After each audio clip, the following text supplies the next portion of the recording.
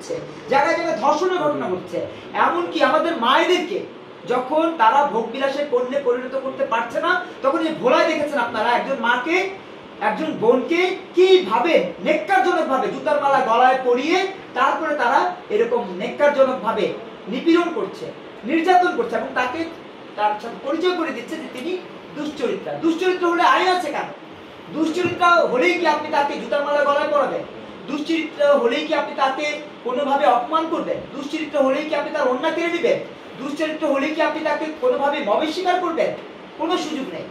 কিন্তু এগুলো কেন হচ্ছে? কারণ জনগণ কখনোই ঐক্যবদ্ধ হতে পারছে না।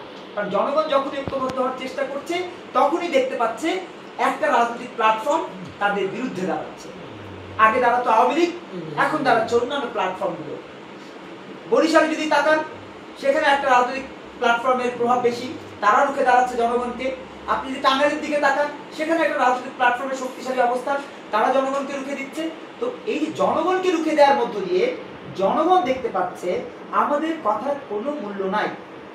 আজকে নতুন ধারা বাংলাদেশ এনডিবি দুঃখের সাথে সেই সব জনগণের কথা বলতে এই সংবাদ সম্মেলন আয়োজন করেছে, যারা আমাদের এই সংবাদ সম্মেলনে আসতেও ভয় পাচ্ছে।